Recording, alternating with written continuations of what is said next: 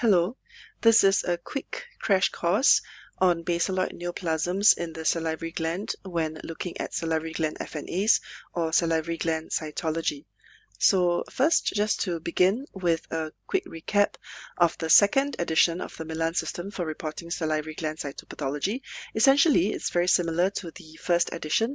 There is an additional chapter now on imaging. There are some updates on ancillary testing, and the nomenclature has been synced with the WHO histology nomenclature for salivary gland neoplasms.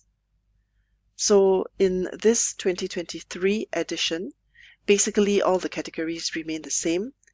6 categories, so neoplasm benign and neoplasm sump are also the same. Just take note that the risk of malignancies has slightly been revised, and this is because it is now based on a lot more literature in terms of looking at ROMs in the different Milan categories. As far as basaloid neoplasms are concerned, many of them will actually end up in the sump category, although some of them, if there are specific distinguishing cytologic features, may end up in the benign or suspicious for malignancy or even malignant category. When looking at basaloid neoplasms of the salivary gland, the first thing we really want to pay attention to is the stroma. And what to look at? The amount, whether it is very scant, practically absent, or is it more abundant? And the nature of the stroma. Is it fibrillary, or maybe does it appear to be globular instead? So we can see that there is some overlap in the differential diagnosis depending on the appearance and amount of the stroma. In general, the top 3 differential diagnoses for basaloid sumps would be cellular pleomorphic adenoma, which is benign, adenoid cystic carcinoma, which is of course malignant, and basal cell neoplasms, which include both basal cell adenoma and basal cell adenocarcinoma. And the distinction is not possible on FNA because this is based on the presence of invasion or infiltration into the salivary gland and surrounding tissue. Not to forget, there are also differential diagnoses that are not of salivary gland origin, and again, these can be benign or malignant. For example, pilometricoma very frequently occurs in the head and neck region and can be mistaken for a basaloid neoplasm. It is important to look for the obvious ghost cells and some keratinized cells, as well as some background clues such as multinucleated giant cells and also sometimes calcifications. In terms of malignant basaloid neoplasms, basal cell carcinoma and basaloid squamous cell carcinomas are differential diagnoses. So here are some of the commoner differentials: pleomorphic adenoma, adenoid cystic carcinoma, basal cell neoplasms, which include adenoma and adenocarcinoma, myoepithelial tumors, and epithelial myoepithelial carcinoma. Polymorphous adenocarcinoma is usually seen in the minor salivary glands, especially in the palate. So this generally would not come into the differential diagnosis if we are looking at tumors of the major salivary glands. So let's first focus on the stroma, both in terms of amount and appearance. Usually what we would expect to see in pleomorphic adenoma is this abundant fibrillary stroma that's quite frayed at the edges, and the epithelial cells just blend into the stroma. This is a very, very characteristic and diagnostic feature. In adenoid cystic carcinoma, the stroma is also very characteristic. First of all, it is usually abundant, and in fact, it is often more obvious than the epithelial cells. What we would see are these very large stromal globules, extremely well defined, and also these elongated, thick or wide stromal cylinders that can be branching. In basal cell neoplasms, the stroma can be a little bit less in terms of the amount, and also it's quite nondescript. There may be small stromal globules, and sometimes we can see stroma wrapping around the sheets of cells, particularly in the membranous version of basal cell adenoma. So the stroma is actually more helpful in distinguishing between these differential diagnoses than the basaloid cells themselves. The next important feature that we want to look at is actually the background.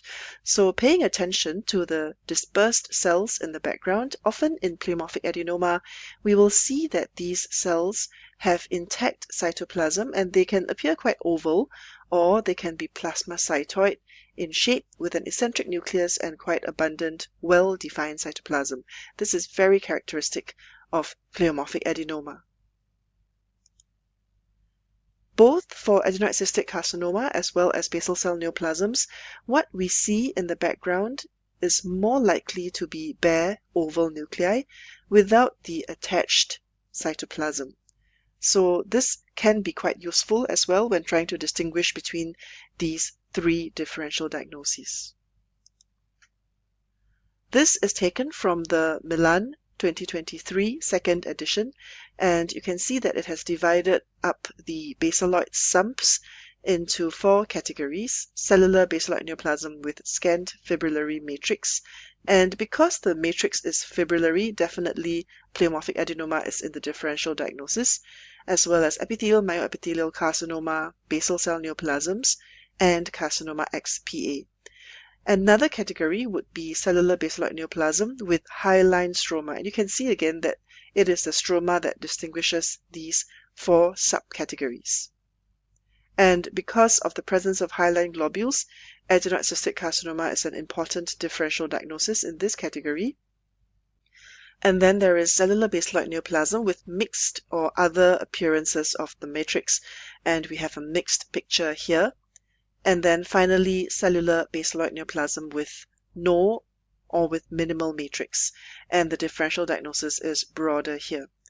But remember, the top 3 differential diagnoses for basaloid sump are still cellular PA, adenoid cystic carcinoma, and basal cell neoplasms, including basal cell adenoma and basal cell adenocarcinoma.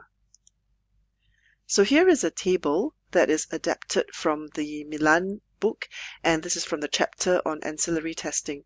So looking specifically at basaloid salivary gland neoplasms, we can see that there are some immunohistochemical markers that have limited use. I would say that it's not necessarily very distinguishing, but some of these markers tend to be a little bit more specific. For example, if there is diffuse reactivity with CD117, we think of adenoid cystic carcinoma.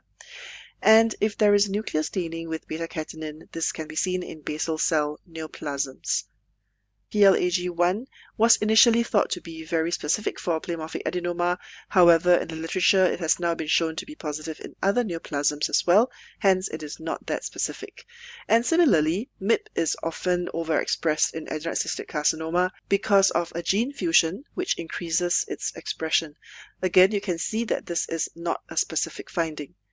Other markers, such as myoepithelial markers, P63, P40, smooth muscle actin, calponin, are not particularly useful because they are generally positive, and this is the same with SOX10.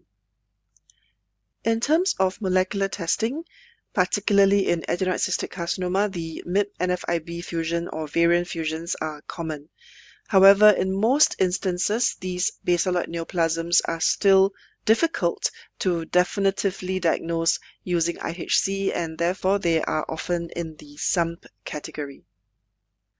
Some take-home messages: the stroma in terms of the amount as well as the texture and the appearance is very important in basaloid neoplasm, so always actively look for stroma because this can help distinguish between benign conditions such as pleomorphic adenoma versus malignant neoplasms like adenoid cystic carcinoma.